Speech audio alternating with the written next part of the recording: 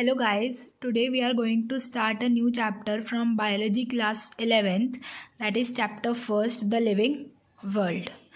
By starting this chapter, firstly we should know what is living. Living क्या होता है? अब लिविंग बीइंग्स होते हैं, humans, animals, plants, micro organisms, ये सब लिविंग होते हैं.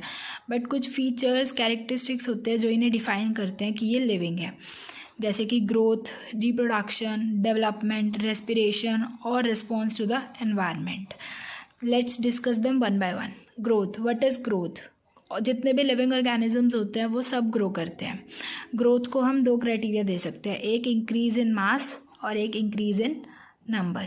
अगर सेल डिवाइड करके अपना नंबर इंक्रीज़ कर रहा है तो उसे भी हम ग्रोथ कहते हैं, और अगर वो अपना मास, अपना साइज़ इंक्रीज़ कर रहा है, so that will also come under growth.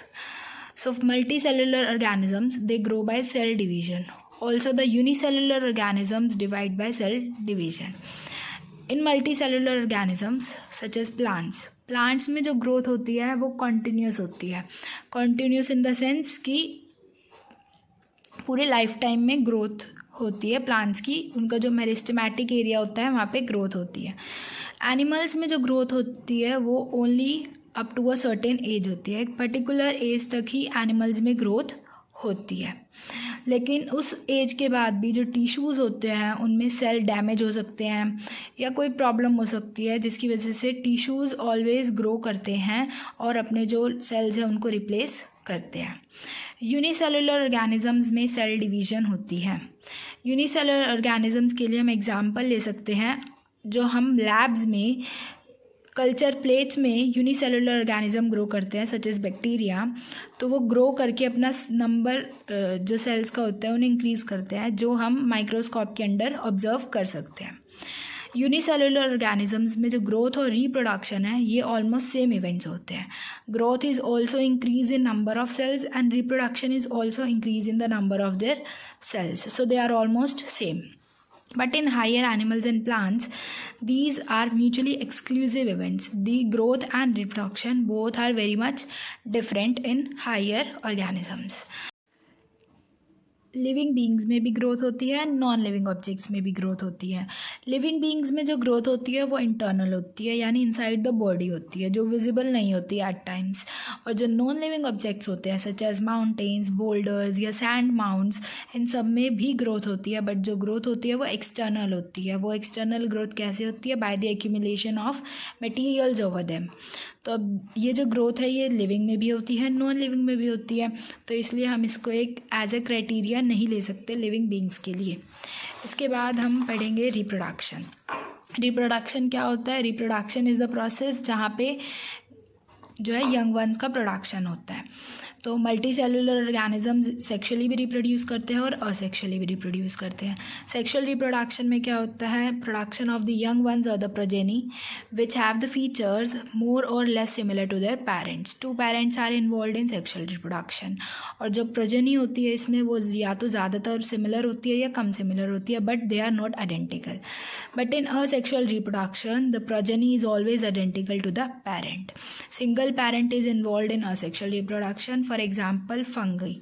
In fungi, asexual spores are developed and fungi multiply by these asexual spores. Also, fragmentation occurs in fungi.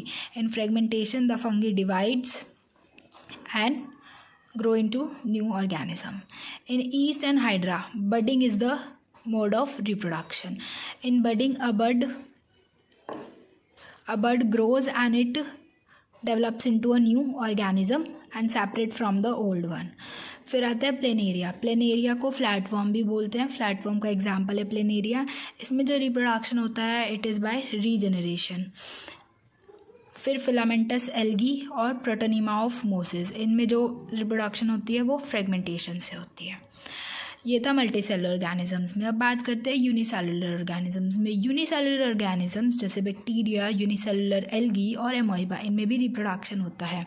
इनमें जो रिप्रोडक्शन होता है उसको हम क्या कह सकते हैं? नंबर ऑफ सेल्स में इंक्रीज़. और ये जो नंबर ऑफ सेल्स में इंक्रीज़ है ये ऑल्सो ग्रोथ भी होता है. तो यूनिसेलुलर ऑर्गेनिजम्स में रिप्रोडक्शन और growth are the same events. अब कुछ लिविंग ऑर्गेनिजम्स होते हैं जो रिप्रोड्यूस नहीं करते, such as mules, sterile worker bees और infertile human couple. They do not reproduce. So अब ये लिविंग ऑर्गेनिजम्स रिप्रोड्यूस नहीं कर रहे तो also this reproduction can't be a defining characteristic of living organisms. अब लिविंग ऑर्गेनिजम्स के लिए रिप्रोडक्शन नेसेसरी भी नहीं होता, इट इज़ जस्ट कि जो पॉपुलेशन है वो चलती रहे। जो नेक्स्ट प्रॉपर्टी आती है लिविंग बीइंग्स की वो है मेटाबॉलिज्म। मेटाबॉलिज्म क्या होता है? अब जो हमारा लिविंग सेल है, जो लिविंग बॉडी है, वो केमिकल से बनी होती है। अब जितने भी बॉडी में रिएक्शंस हो रहे होते हैं उन सब को क्या बोलते हैं? मेटाबॉलिज्म। मेटाबॉलिज्म 2 टाइप्स के होते हैं, कैटाबॉलिज्म और एनाबॉलिज्म। कैटाबॉलिज्म वो रिएक्शंस होते हैं जिनमें ब्रेक डाउन होता है मॉलिक्यूल्स का, जैसे रेस्पिरेशन, डाइजेशन। और एनाबॉलिज्म वो रिएक्शंस होती हैं जिनमें मॉलिक्यूल्स बनते हैं, बिल्डअप होते हैं, जैसे कि फोटोसिंथेसिस जिसमें ग्लूकोज की प्रोडक्शन होती है। अब नेक्स्ट क्या होता है? जो सेलुलर ऑर्गेनाइजेशन है बॉडी का, it is the defining feature of the life forms. Next property है कॉन्शियसनेस। कॉन्शियसनेस क्या होता है? कॉन्शियसनेस हमारी एबिलिटी होती है कि हम अपने एनवायरनमेंट को या सराउंडिंग को सेंस कर सके और उनके अगेंस्ट कोई रिस्पॉन्स दे सके। तो it is the ability to sense their and surroundings or environments by the living organisms and respond to these external stimuli, जो कि फिजिकल भी हो सकते हैं, केमिकल भी हो सकते हैं और बायोलॉजिकल भी हो सकते हैं। हम जो ह्यूमंस हैं, हम हमारे एनवायरनमेंट को कैसे सेंस करते हैं? By the help of our sense organs. Plants भी अपने एक्सटर्नल फैक्टर्स को रिस्पॉन्ड देते हैं, जैसे कि लाइट, वाटर, टेम्परेचर और दूसरे ऑर्गेनिजम्स और पॉल्यूटेंट्स। इन सब के अगेंस्ट प्लांट का भी रिस्पॉन्स आता है, ऑल अगेंस्ट भी हो सकता है और उनके फेवर में भी हो सकता है। अब जो प्रोकैरियोट्स होते हैं, यूकैरियोट्स होते हैं, सबके पास कॉन्शियसनेस की पावर होती है, सब अवेयर होते हैं अपने सराउंडिंग्स को लेके।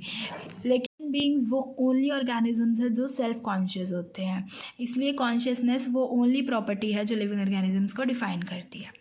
लिविंग ऑर्गेनिजम्स बहुत टाइप्स के होते हैं, सबका अपना अलग अलग लाइफ स्पैन होता है, कोई ज़्यादा टाइम तक रहता है, कोई कम टाइम तक रहता है। इसलिए जो लिविंग ऑर्गेनिजम्स होते हैं वो सेल्फ रेप्लिकेटिंग होते हैं, इवॉल्विंग होते हैं, टाइम टू टाइम इवॉल्व करते हैं और सेल्फ रेगुलेटिंग होते हैं, खुद को रेगुलेट भी करके रखते हैं। इंटरैक्टिव सिस्टम्स होते हैं जो कि एक्सटर्नल स्टिमुली के अगेंस्ट या उनके फेवर में रिस्पॉन्ड देते हैं। जितने भी लिविंग ऑर्गेनिजम्स हैं, प्रेजेंट में है, पास्ट में थे या फ्यूचर में होंगे, ये सारे एक दूसरे से क्या है? लिंक्ड है। कैसे लिंक्ड है? क्योंकि इनके पास जो जेनेटिक मटेरियल होता है वो ऑलमोस्ट कॉमन होता है, बस बट टू वेरिंग डिग्रीज। अब इसके बाद जो नेक्स्ट वाला टॉपिक है वो हम नेक्स्ट वीडियो में करेंगे। Thank you so much.